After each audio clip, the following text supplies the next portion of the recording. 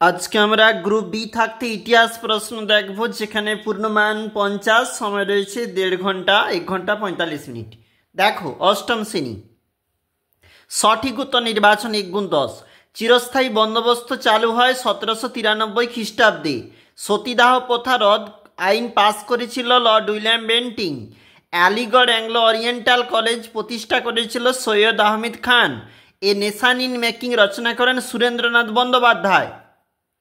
1857 বিদ্রোহ থেকে ব্রিটিশ শাসনকে রক্ষা করেছিল রেলপথ ব্যবস্থা। নরমপন্থীদের দাবি ছিল সিভিল সার্ভিস পরীক্ষায় বসার বয়স 23 বছর করতে হবে। দেখো পরেরটা কি বলেছে, বাংলায় বিপ্লবী আন্দোলনের সঙ্গে জড়িত যুগান্তর পত্রিকা। মহল কথাটির অর্থ কয়েকটি গ্রামের সমষ্টি। ভগৎ সিংয়ের ফাঁসি হয় লাহোর ষড়যন্ত্র মামলায়। গান্ধীজি ভারতে প্রথম সত্যাগ্রহ পরিচালনা করেছিল বিহারের চম্পারণে সত্যাগ্রহ। দেখো এই প্রশ্নগুলা কিন্তু 1 নাম্বার করে, নিজেরা দেখবে।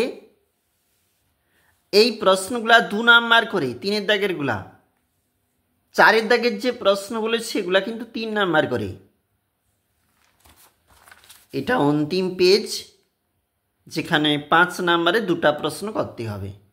আমরা দেখছিলাম অষ্টম শ্রেণী ইতিহাস প্রশ্ন, গ্রুপ বি।